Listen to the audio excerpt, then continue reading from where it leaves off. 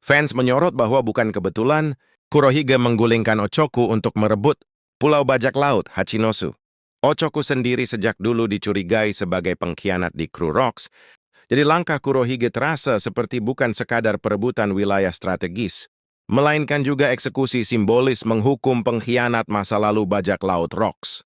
Hal ini sangat cocok dengan sosok yang menamai kapalnya Saber of Xebec. Seolah Kurohige ingin menjadi pedang bagi Rocks di Xebec di era baru, melanjutkan dendam sekaligus warisan sang kapten legendaris yang juga adalah ayahnya.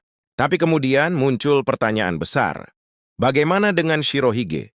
Orang yang dulu menerima Kurohige sejak kecil, tapi kemudian malah Kurohige khianati. Apakah pengkhianatan itu juga bisa dianggap sebagai balas dendam Kurohige kepada masa lalu? Dari yang terlihat sejauh ini, Shirohige adalah anak buah Loyal Rocks.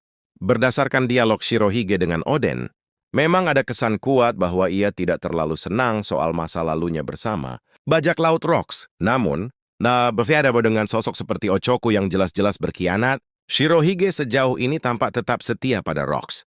Satu-satunya potensi masalah adalah soal transparansi. Rocks tampaknya tidak memberitahu alasan sebenarnya kenapa ia pergi ke God Valley, yaitu untuk menyelamatkan anak dan istrinya. Shirohige sendiri datang dengan keyakinan bahwa mereka bertempur demi menyelamatkan Shakuyaku. Alasan yang juga dipegang oleh anggota lain seperti Shiki dan Kiyoshi Silver Axe.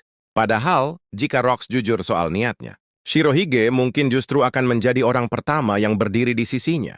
Mengingat betapa tinggi nilai kekeluargaan yang dipegang Shirohige, ia bisa saja menjadi salah satu dari sedikit kru yang benar-benar peduli pada misi pribadi kaptennya. Tapi dengan pertimbangan ini, Kurohige seharusnya tidak punya alasan langsung untuk membenci Shirohige. Beda dengan Ochoku. Ucapan Kurohige di Marineford.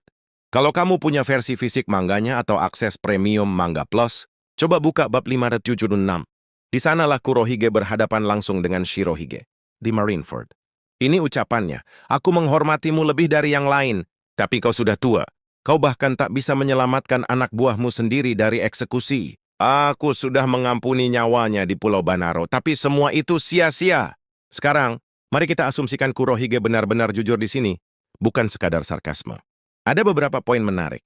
Dia memang menghormati Shirohige. Bahkan pembunuhan Tetch pun bisa dilihat bukan karena dendam pribadi, melainkan karena ia sangat membutuhkan buah iblis itu. Soal Ace, meski Kurohige bisa saja membunuhnya di Pulau Banaro dan tetap menerima bayaran, ia memilih menyerahkan Ace hidup-hidup. Ini bisa ditafsirkan sebagai upaya memberi kesempatan agar Ace masih bisa diselamatkan. Hal ini selaras dengan bab 440. Ketika Kurohige sempat menawarkan Ace untuk bergabung dengannya demi membunuh Luffy. Tapi ketika dia menang dari Ace, yang dia jadikan pengganti Luffy, pada akhirnya Ace ia serahkan hidup-hidup ke pemerintah dunia. Bukan langsung ia habisi seperti rencananya ke Luffy, jadi mungkin memang ada kejujuran dalam ucapannya. Kenapun tentu, Kurohige adalah sosok yang terkenal penuh tipu daya. Motif sesungguhnya tetap mengarah pada ambisinya merebut Gura-Gura no Mi. Tapi kalau kita nilai dari konsistensinya, rasa hormatnya pada Shirohige bisa saja memang nyata. Terlebih, berbeda dengan Ochoku si pengkhianat, Shirohige tampaknya tidak pernah punya dosa mencolok terhadap Rocks di Xebec, ayah Kurohige. Kesimpulan saat ini, apakah Kurohige sengaja membalas dendam ke Shirohige? Sejauh ini, tanda-tandanya mengarah ke tidak. Shirohige adalah salah satu dari 6 kru terawal Rocks di Xebec. Dan sejauh yang kita tahu, ia tidak pernah menunjukkan indikasi berkhianat.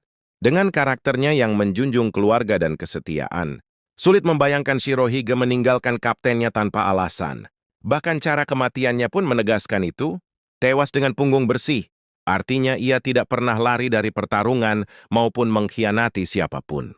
Kalau kita anggap serius ucapan Kurohige di bab 576, dia sebenarnya menyimpan respek pada Shirohige. Tapi masalahnya, respek itu tidak lebih besar daripada ambisi. Kurohige sudah menyiapkan rencana besar sejak merebut Yami Yami no Mi, dan di mata perencana seperti dia, Shirohige hanyalah rintangan yang kebetulan memegang aset paling berharga di dunia, Gura-Gura no Mi. Jadi berbeda dengan Ochoku, yang jelas terasa seperti target balas dendam karena pengkhianatannya di masa lalu. Shirohige tampaknya tumbang, lebih karena alasan bisnis. Kurohige membutuhkan buah yang dia punya Dan jalan tercepat untuk mendapatkannya adalah menyingkirkan pria yang ia hormati. Singkatnya, respek tetap ada, tapi ambisi lebih kuat. Kalau menurutmu gimana? Apakah pengkhianatan Kurohige ke Shirohige bisa dianggap sekadar strategi, atau tetap menyimpan unsur balas dendam tersembunyi? Sampaikan pendapatmu di kolom komentar.